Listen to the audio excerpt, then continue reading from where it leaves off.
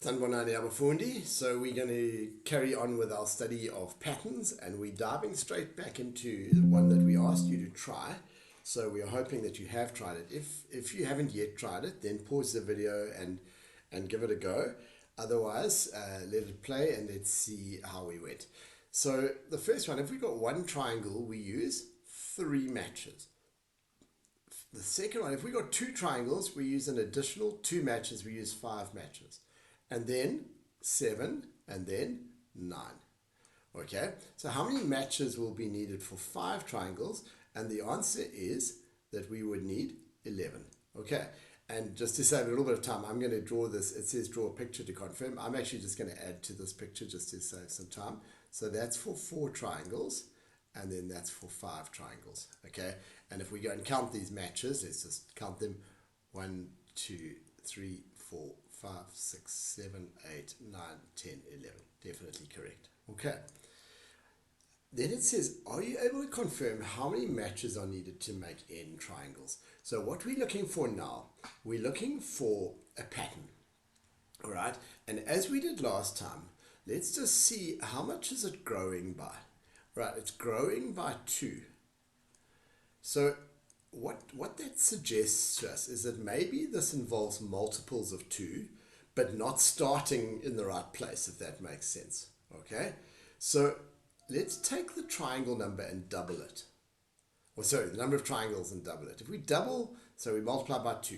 Okay, because it's growing by 2, we're going to multiply by 2. We're going to get 2, which is 1 short. So 2 times this number plus 1 gives us 3.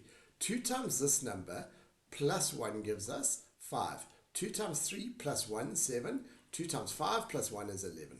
Okay, so in words, okay,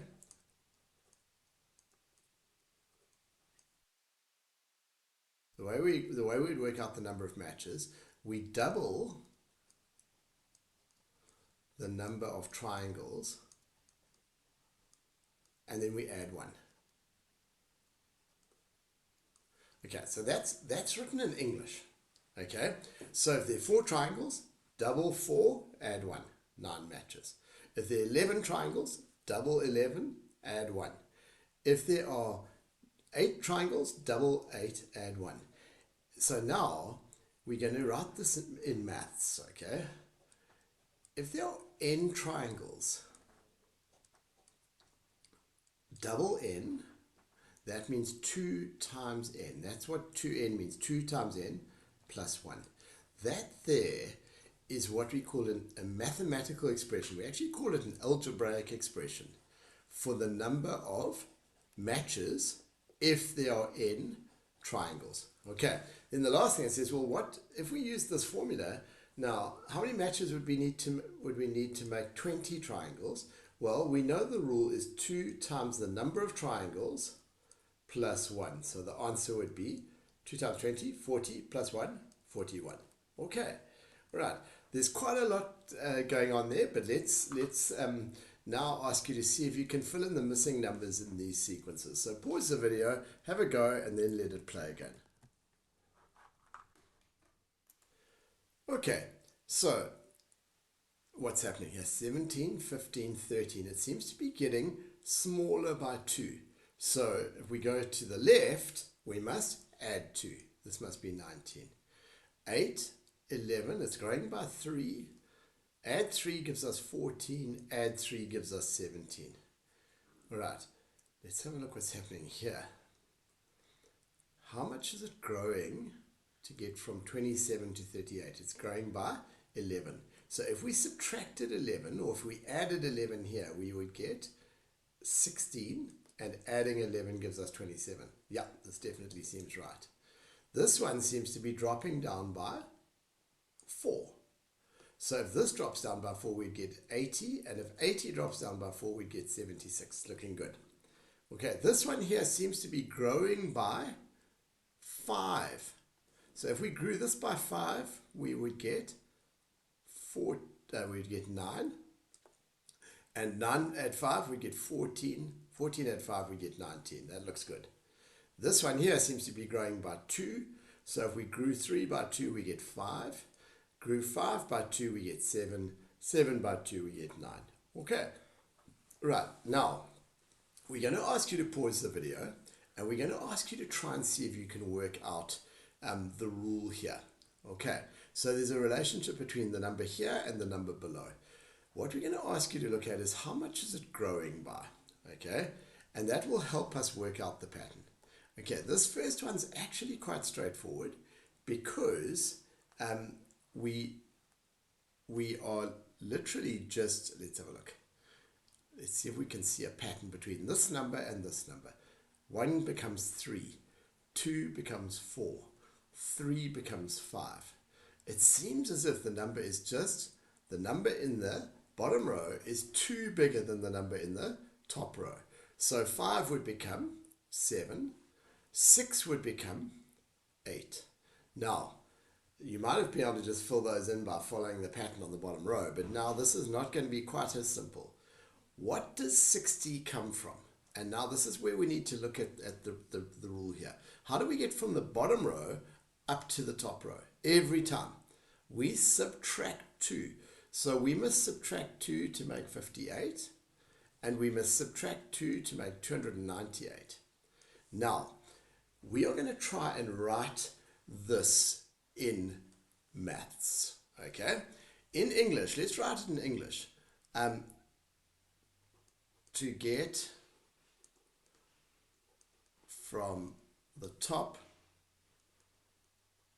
to the bottom, add 2. Is that right? That's right. To get from the top number to the bottom number, we're going to add 2. So what will this be called? If we've got n, it will just be called n plus 2. Now you might be saying, Paul, what's n? Angazi, I don't know what n is. N can be anything. N can be 4, n can be 298, n can be 11. Whatever n is, we're going to add 2. Okay, what's the rule to go the other way, to get from the bottom to the top? This is English. What we're writing here is English. To get from bottom to top, what do we do? What do we do to the number? To get from the bottom to the top, what do we do? That's right, we subtract 2. Subtract or minus. You can use either word. Subtract 2. So what? 6 minus 2 is 4. 7 minus 5 is... So 6 minus 2 is 4. 7 minus 2 is 5. 8 minus 6 is... 8 minus 2 is 6. 60 minus 2 is 58. Alright. So if we've got P here, what will we have here? And the answer will be P minus 2. Okay, we're going to do another one together. And let's have a look now. It looks like these are growing by 1 each time. All right?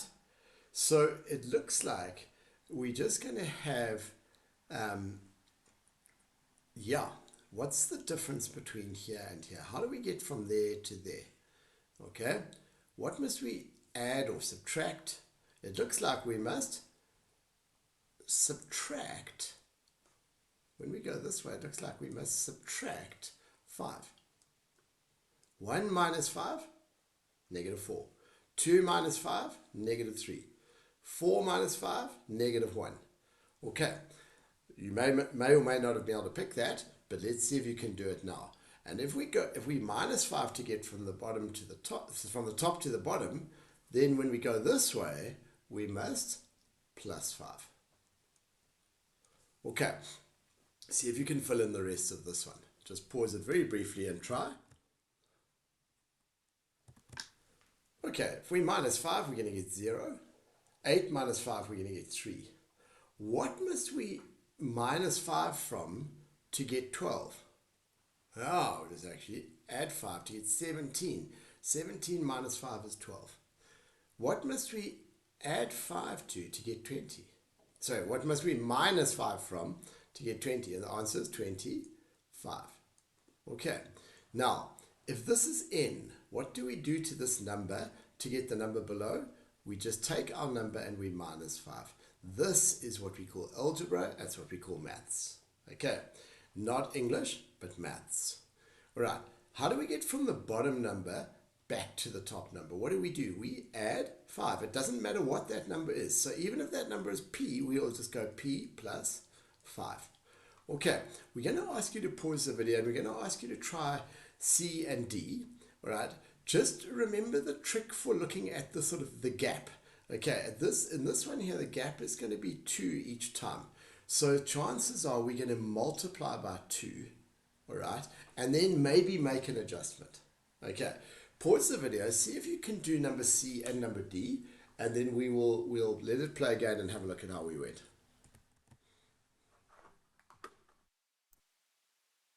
Okay, so this one, it looks like we take the top number and we multiply by 3.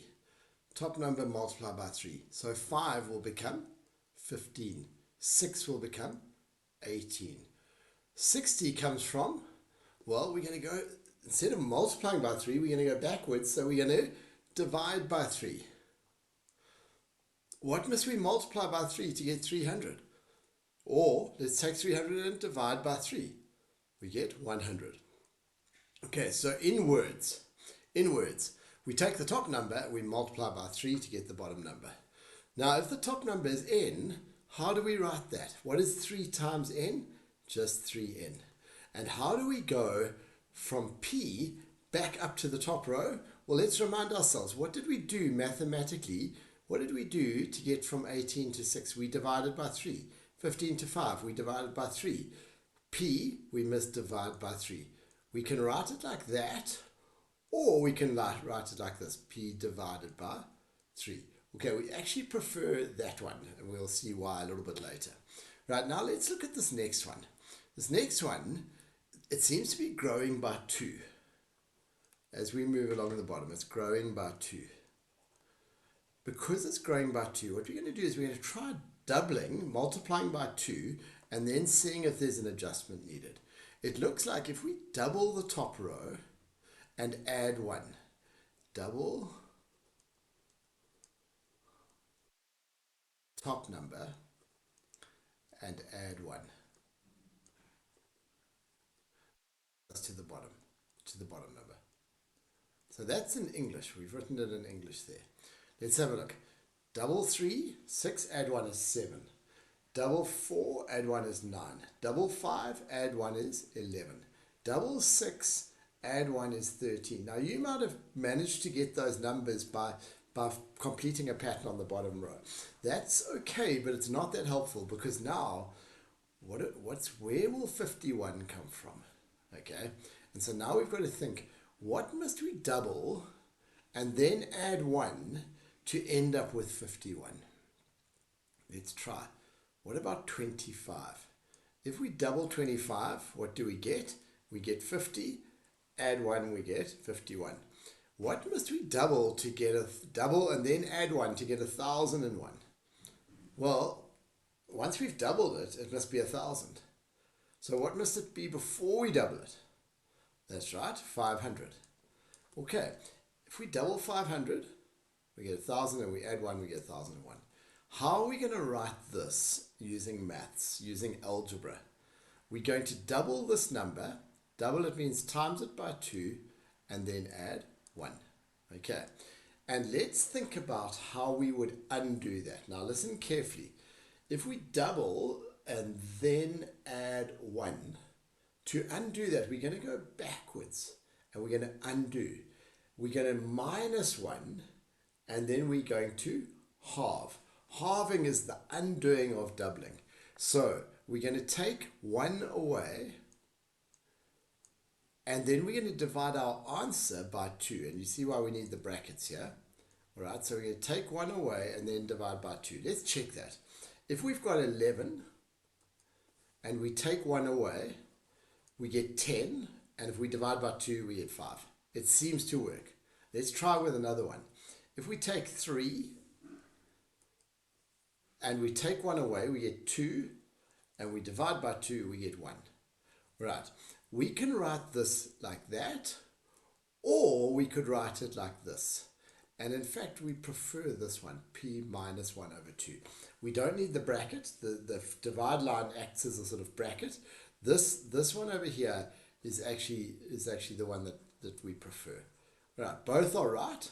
All right, this one or this one, but this one's just a little bit neater. Okay, it actually uses a little bit sort of less. Okay, Right, there are loads more of these, and we're going to ask you to pause the video. In fact, we're going to ask you to, before the next lesson, we're going to ask you to try the rest of these ones on this page. So the next E, F, G, H, and I. See if you can work out how to do them. Okay, and remember, a good thing to do is to look at the kind of look at the gap. Okay, here the gap's 5. So maybe we're multiplying by 5 and then making an adjustment. But let's end there and we'll take a look next time. Have a great day, everyone.